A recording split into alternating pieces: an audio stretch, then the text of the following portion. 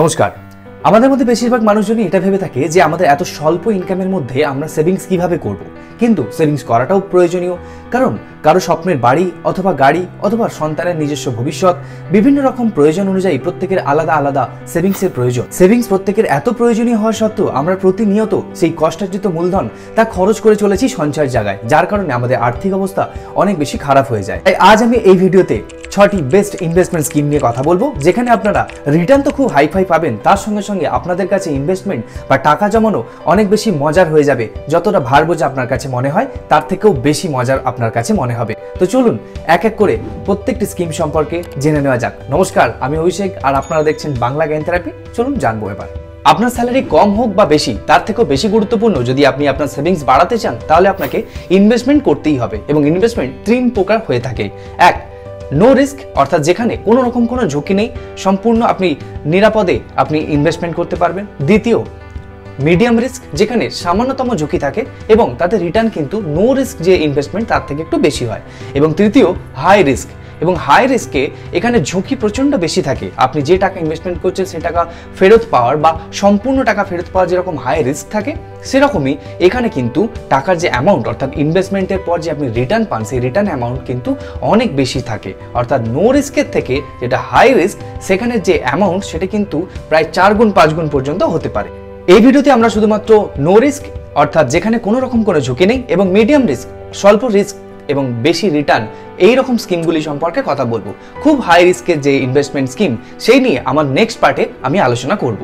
তো চলুন এক এক করে আমরা নো রিস্ক এবং মিডিয়াম রিস্ক স্কিমগুলি সম্পর্কে জেনে নেব এই ভিডিওতে। 1 নম্বরে আমি যে স্কিমকে রেখেছি, আমরা ছোটবেলা থেকেই নো রিস্ক বা সবচেয়ে সেফ ইনভেস্টমেন্ট সম্পর্কে আমরা অবগত এবং জেনে এসেছি, তা হলো এফডি বা ফিক্সড ডিপোজিট। এই স্কিমকে আবার টাইম ডিপোজিটে বলা হয় পোস্ট অফিসে যখন আপনি এই ডিপোজিটে ইনভেস্টমেন্ট করবেন।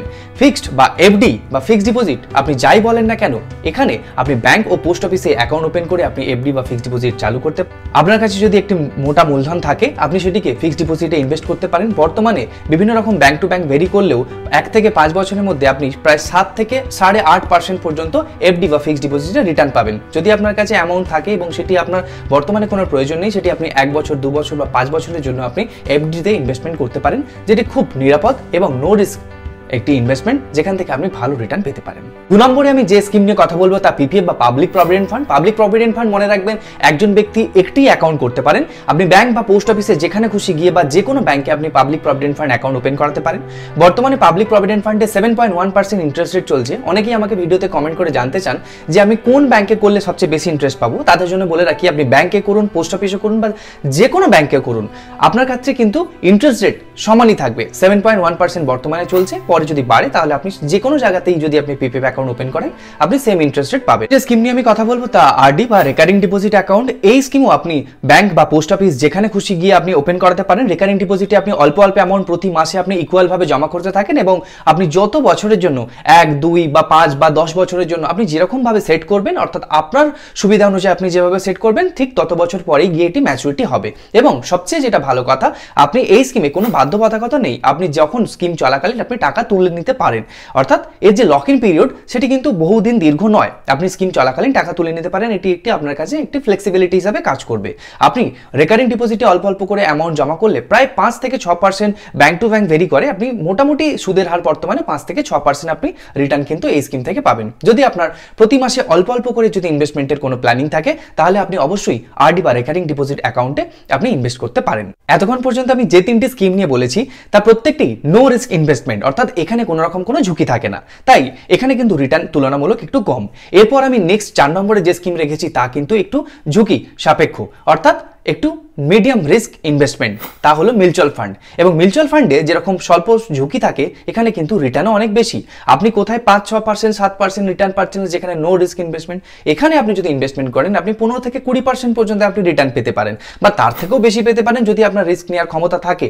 মোটামুটি আপনি অ্যাভারেজ আপনি 15% রিটার্ন পেতেই পারেন যে কোনো স্কিম থেকে, আপনি যদি ঠিকঠাকভাবে করেন। কিন্তু মনে রাখবেন, মিউচুয়াল ফান্ড ইনভেস্টমেন্ট একটি বাজারগত ঝুঁকি সাপেক্ষ, তাই আপনি মিউচুয়াল ফান্ড ইনভেস্টমেন্টের আগে আপনার নিজস্ব মতামত অবশ্যই বিবেচনা করবেন এবং স্কিম রিলেটেড সমস্ত ডকুমেন্টস কত পার্সেন্ট সেখানে আপনার রিটার্ন আসছে, কতটা ঝুঁকি আছে সেই সম্পর্কে আপনি নিজেই বিবেচনা করে তবেই আপনি ইনভেস্টমেন্ট করবেন। মনে রাখবেন মিউচুয়াল ফান্ডে ইনভেস্টমেন্টের জন্য ডিম্যাট অ্যাকাউন্ট ওপেনের প্রয়োজন আছে। আপনি যে কোনো ব্যাংকে গিয়ে ডিম্যাট অ্যাকাউন্ট ওপেন করে আপনি মিউচুয়াল ফান্ডে ইনভেস্টমেন্ট স্টার্ট করতে পারেন। এছাড়াও এখন বিভিন্ন রকম মোবাইল অ্যাপ্লিকেশন এসে গেছে, যেরকম গ্রো, জিরোধা, আপস্টক। এছাড়াও আপনি ডাইরেক্ট ফোনপের মাধ্যমে আপনি যে কোনো রকম এসআইপি বা মিউচুয়াল ফান্ডে আপনি ইনভেস্টমেন্ট করতে পারেন। এসআইপি বা মিউচুয়াল ফান্ড সম্পর্কে জানেন না, তাদের জন্য আমি আমার মূল যে ভিডিওটা এসআইপি বা মিউচুয়াল ফান্ড সম্পর্কে আমি পিন কমেন্টে লিঙ্ক দিয়ে রাখছি, আপনারা ওখান থেকে দেখে আসতে পারেন। আপনি অনেক কিছু এসআইপি সম্পর্কে জানতে পারবেন এবং ইনভেস্টমেন্ট সম্পর্কে আপনি জেনে ইনভেস্টমেন্ট করতেও পারবেন। তাই আমি আপনাদের প্রত্যেকেই বলবো, যদি সামান্যতম রিস্ক নেওয়ার ক্ষমতা থাকে এবং আপনারা যদি একটু বেশি রিটার্ন পেতে চান, তাহলে আপনারা অবশ্যই মিউচুয়াল ফান্ডে ইনভেস্টমেন্ট করুন এবং মিউচুয়াল ফান্ড সম্পর্কে জানুন।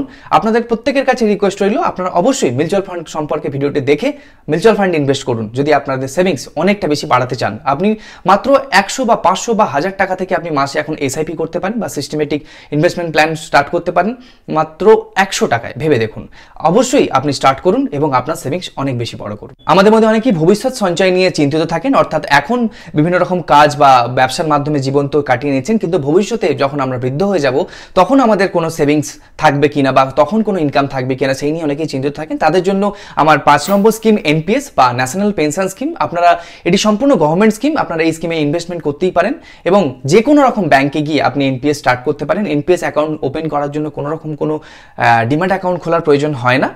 আপনি নর্মাল এনপিএস অ্যাকাউন্ট ওপেন করবেন এবং আপনি আপনার মোবাইল থেকে সেটিকে অপারেট করতে পারবেন। টাকা জমা দেওয়া, আপনার কত টাকা জমা পড়ছে সেই সম্পর্কে আপনি দেখতে পারবেন। আপনার ইনভেস্টমেন্ট সম্পূর্ণ রকমভাবে গভর্নমেন্ট ইকুইটিতে ইনভেস্টমেন্ট হয়, তাই এর যে রিটার্ন তা বলা মুশকিল, অর্থাৎ আপনি কত পার্সেন্ট রিটার্ন পাবেন তা বলা মুশকিল।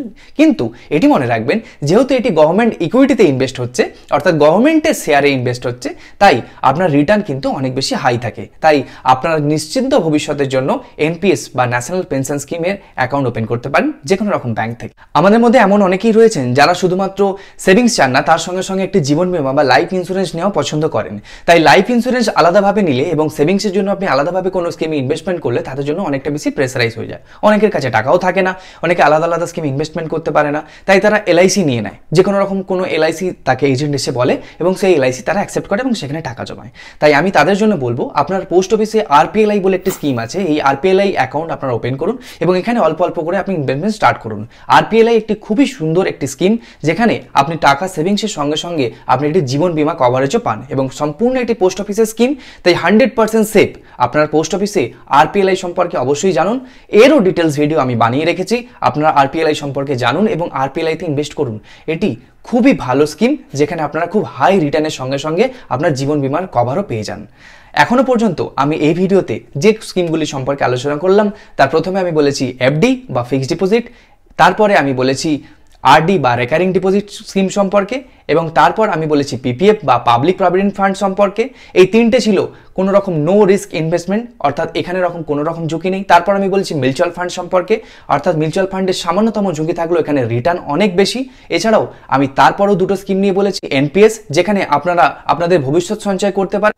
তারপর আমি বলেছি আরপিএলআই, যেটি একটি আপনার সেভিংসের সঙ্গে সঙ্গে আপনার জীবন বীমা কভারও। সবকটি স্কিম সম্পর্কে আমি আলাদা আলাদা ভিডিও আমার চ্যানেলে বানিয়ে রেখেছি এবং প্রত্যেকের লিঙ্ক ডেসক্রিপশনে দেওয়া রয়েছে। আপনারা যে কোনো স্কিম সম্পর্কে যদি দেখতে চান তাহলে ডেসক্রিপশন বক্স চেক করে। ভিডিওতে যে 6টি স্কিম সম্পর্কে আমরা আলোচনা করলাম, এই স্কিম সম্পর্কে যদি আপনার কোনো রকম কোনো প্রশ্ন থাকে তাহলে আমাকে কমেন্ট সেকশনে এসে জানাতে ভুলবেন না। আমি আপনাদের প্রত্যেকের কমেন্টের উত্তর দেওয়ার চেষ্টা করব। ভালো লাগলে একটি লাইক ও আপনার প্রিয়জনদের সঙ্গে শেয়ার করুন। ফিরছি পরের সপ্তাহে এইরকমই গুরুত্বপূর্ণ টপিক নিয়ে। ততক্ষণ পর্যন্ত সুস্থ থাকুন, ভালো থাকুন আর দেখতে থাকুন বাংলা জ্ঞান থেরাপি।